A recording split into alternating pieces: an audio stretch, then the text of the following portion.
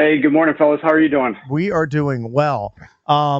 Did you think that we would be at this point with Terry McLaurin on Thursday, August 21st, a hold-in, still trying to angle for a contract extension? I thought he'd be signed by training camp. I'm stunned by the fact that we're almost into September. Real games are right around the corner, and Terry McLaurin still not practicing with the team. Are you kind of stunned by the developments or lack thereof? Well, we know that deadlines drive decisions, and so there's a very good chance that this still gets done, just in my opinion, based upon experience watching things. But I am surprised that we are still here, given the fact that Terry has admitted he wants to be here. He's played his career here, and the money that's being floated around that he's asking, and now I was reading an article yesterday that's saying it's reaffirmed that they were hearing that he is actually looking for DK Metcalf, slightly north of DK Metcalf money. And there's only 3 receivers that are making north of DK Metcalf money, and that's CeeDee Lamb, Justin Jefferson, and Jamar Chase. And I don't view Terry McLaurin in their echelon at all. So I just don't think that he is getting the right advice for what he is worth. And maybe they're just too dug in at this point, but it certainly is a little bit surprising. I think they might be a little too dug in. I mean, I wish him the best, but that's the thing that's so shocking to me is there seems to be very little movement. Yeah, and look, I mean, we obviously know what Terry McLaurin has contributed to the team and the value that he adds to the team, and they will be missing him if they can't come up with a deal. The crazy thing about it, I was double checking the numbers today of passes over 20 yards down the field. Terry McLaurin leads the entire NFL in percentage of team targets. 51% of the Commanders' targets last year that were thrown beyond 20 yards downfield went to Terry McLaurin. There's not another receiver in the NFL who had a higher target share of their overall team targets. I mean, he's obviously quite valuable to the team, and I don't believe Deebo Samuel is anything close to a one-for-one replacement based upon the way Deebo plays the game and the way that Cliff Kingsbury is planning on using Deebo Samuel. So the Commanders will be losing somebody pretty important to their scheme if Terry McLaurin is not on the team this season. But that said, I mean, there's the contractual element to this, and there's the upside that you have a young quarterback that you're not paying a lot of money. You have a lot of options, and maybe they want to do something else next season. I really don't know where they're going to go from here if they don't get Terry for the 2025 season. So I saw you tweet about the 49ers and how they've been snake bitten by health. And when they're actually healthy, they go to at least like NFC championship games, Super Bowls. So it kind of makes it hard to predict. They still have like this great talent, but injuries have really besieged them for 5 or 6 years now, right? Yeah, it's been something that I would have never thought a team would be dealing with this many injuries. And what's funny, although Matthew Stafford is banged up right now, we'll see where he ends up going from here. When you look at the difference between 2 teams in California, both coaches are really good friends with regard to Kyle Shanahan and the LA Rams head coach, Sean McVay. Sean McVay's team has been extremely healthy, and Kyle Shanahan's team has been top 5 most injured in, I believe, more years than they've been outside the top 5 in injuries since 2018. They've been number 4 most injured, number 1 most injured, number 3 most injured, and number 1 most injured in 4 out of those 7 seasons. And like you said, the one year that they were really in good shape, they went to the Super Bowl and lost it. That was in 2023. And, there's obviously with their luck, there was no way they were going back to back. They were the number 1 most injured team last year in 2024. It's tough. It's tough to win games when you don't have the players that you signed to deals, because that's money out the door that you're not getting back. You can't replace it.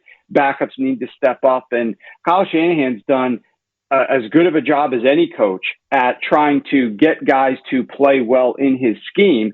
I mean, there have been very few years that they've just been abominations out there when he's been coach of the San Francisco 49ers. But hopefully they'll get back on track soon. Warren, what's your best guess about J.J. McCarthy? Can he step right in and keep the Vikings afloat as a playoff team? We saw what Sam Darnold did there last year. I mean, nobody expected that sort of performance from him. He moves on. Now he's in Seattle.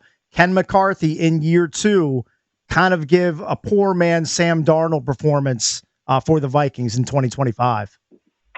I think he can. There's going to be some limitations, and it's not going to look like it looked last season. The interesting question that I have for the Minnesota Vikings this year is just how aggressive does their coach? And the reason I think it can is because of their coach, Kevin O'Connell, because I think he's great. But the question is, how aggressive do they get from a play calling perspective early in games? Because this is a team that scored, I believe, the number 2 most first quarter points last year. They led at halftime in among the most games of any team in the NFL. That makes life very easy on a quarterback in the second half when they're playing from ahead. That makes life easier on a play caller who doesn't have to call such aggressive plays for a quarterback who's trailing. J.J. McCarthy is going to need those crutches as much as possible. But if they don't build those leads like they were doing last year early in games, because they're being a little bit more conservative with J.J. McCarthy, then this team is going to be fighting tooth and nail in the third and fourth quarter. He's going to be getting blitzed far more frequently, and it's going to be less advantageous situation for the Vikings. So that's the biggest question that I have with them. Obviously, there's going to be a read recognition talent type drop off because he doesn't have quite the level of experience at this level as Sam Darnold did. But and Sam Darnold got away with so many throws last year, if you remember watching those games, so many theoretically interceptable passes that were not intercepted by the defense, some lucky bounces, some lucky breaks, some great efficiency, all-time career best efficiency throwing the ball 20 yards down the field from Sam Darnold last year. J.J. McCarthy, we should not expect that to happen year 1. So it's going to be more difficult, but I do think because of the coaching and the scheme that he's in, he's going to settle down and play relatively well, all things being considered. Talking to Warren Sharp, NFL analyst. You can check out his 2025 NFL preview on sharpfootballanalysis.com. I saw that you were talking about how important it is to be under center for Caleb Williams versus last season when he was in shotgun 87% of the time. I don't know the numbers. You would know the numbers for Jaden Daniels here in Washington. Tell us why it'll work better for Caleb to be under center more, because it seems like Jaden's in shotgun a ton too. Jaden is in shotgun a lot, and that's Cliff Kingsbury's scheme, and it works for Cliff. The difference being that in Chicago, they have a new head coach, and he's Ben Johnson. He came from Detroit. And one of the biggest things that they did in Detroit was utilize more under center last year. The highest rates of under center snaps that we have seen in the NFL since 2021.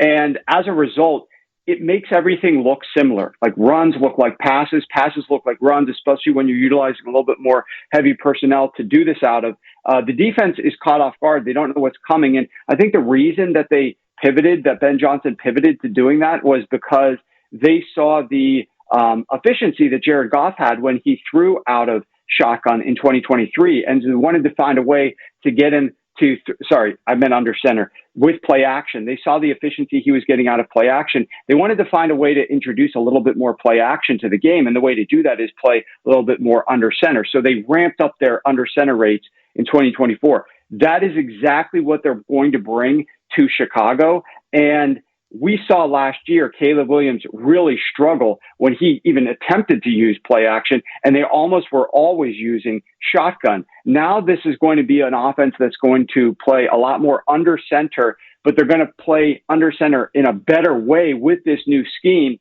And I really think it's going to ramp up the efficiency that Caleb Williams gets when he throws the ball out of play action. And I think that's going to raise the whole floor of the Chicago Bears passing attack. Is just the fact that they've got an expert in there now who's going to get them under center more to confuse the defense pre-snap, use play action, which confuses the defense post-snap, and Caleb Williams is going to have a lot more success as a result. So I'm really excited to see that unfold here. By the way, real quick, you guys mentioned the book. I do have a special coupon code. Anybody who's listening, if they go to that link, sharpfootballanalysis.com. If you use the code Junkies, you'll get the book for only $1. And that will last until the beginning of the season. But this is 585 pages. I spent months working on this book, 32 team chapters previewing the season.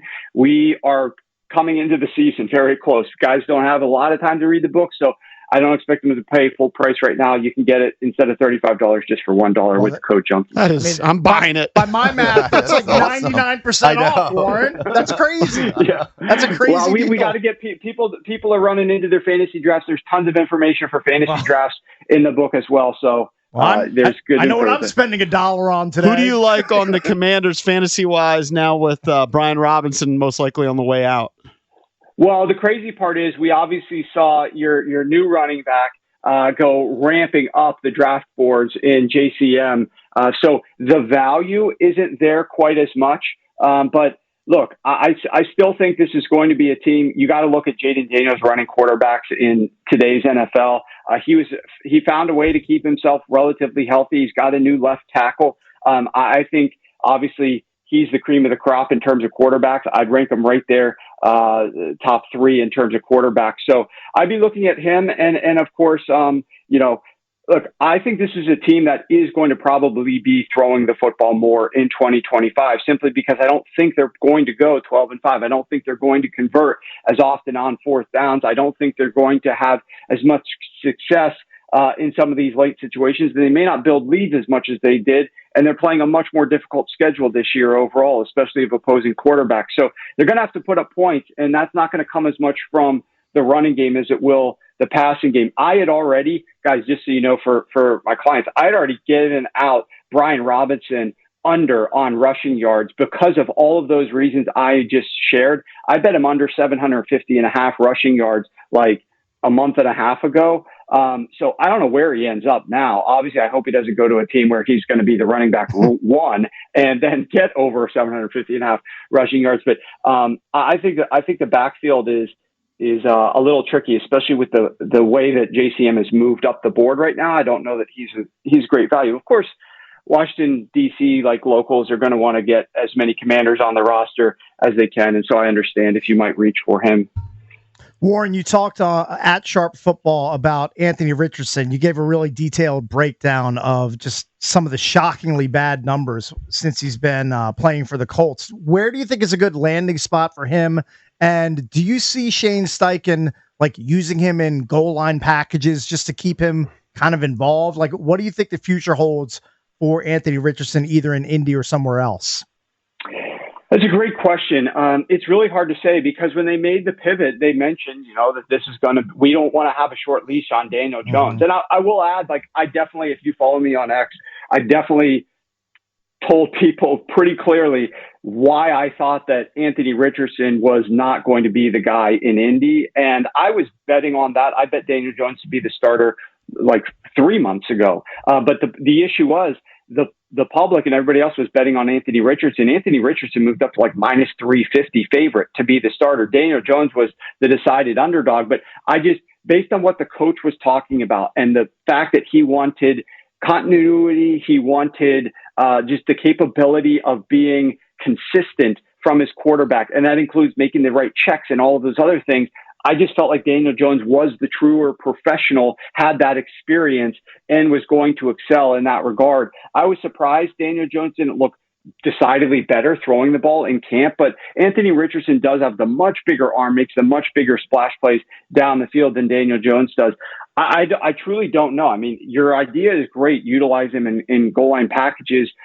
Is he going to buy into that? His agent seems very involved at this point, criticizing and coming out and criticizing the team. Would his agent want him to be just used as like some sort of mobile Tim Tebow type goal line quarterback this year in Indy? Or would they demand like you could start him or not, but we're not going to just be used to be a running back, basically a glorified running back at the goal line? So while that would help the Colts win games more, I don't know if he's going to agree to a role like that. And where else could he have success? I'm honestly not sure, because if you look at Shane Steichen came from the Philadelphia Eagles. He called plays for Jalen Hurts. He designed an offense for Jalen Hurts, a mobile quarterback who could utilize his legs and run the football. He brought that same design and ideas to Indy. They designed this offense for Anthony Richardson to excel in. People make the mistake of saying that, oh, well, Anthony Richardson only played 15 games. He didn't get enough time. He was there for over 2 full years as the quarterback number one, took all the reps in camp, and still was making elementary mistakes in his third season in this same offense that was basically hand-picked, hand-tailored to make him look like a good quarterback. And I think the coaching staff, between the quarterback coach and the head coach who's calling his plays, threw their hands up and like, we can't get it through to this guy. And so if you say that's not having success in Indy with that type of build around a quarterback, he's not going to go to San Francisco for the 49ers and just get plugged into Kyle Shanahan's offense and work out. I really don't know where it goes from here for him, but obviously I hope he has another chance. But statistically, he really was bad over the last couple of years, the worst in the NFL from an accuracy perspective. Warren, let our listeners know again how they can get your 2025 NFL preview for a very, very steep discount, and also let them know how they can watch you on YouTube. Yeah, I appreciate you sharing that. YouTube is just go to Sharp Football Analysis. We're up on YouTube now, and I'm going to be trying to give a lot of videos there over the course of the season throughout the week. And then sharpfootballanalysis.com, you can get the 2025 football preview over there for just $1 if you use the code Junkies, and that'll save you from $35 down to $1. Go buy something nice with the $34 that you're saving. Well, I hope you have one of those data centers in Ashburn for all the traffic, because I'm guessing a lot of the listeners are going to hit up that special. That's awesome, Warren. Thanks so much for doing that, man. I appreciate it. No problem. Thank you, buddy. Appreciate that time. That's Warren Sharp, NFL analyst, founder of Sharp Football Analysis. Get his 2025 NFL preview on sharpfootballanalysis.com. Use the code Junkies. The price goes from $35 to $1. It's a pretty good deal, so you should go take advantage of that. We will do EB's entertainment page when we come back.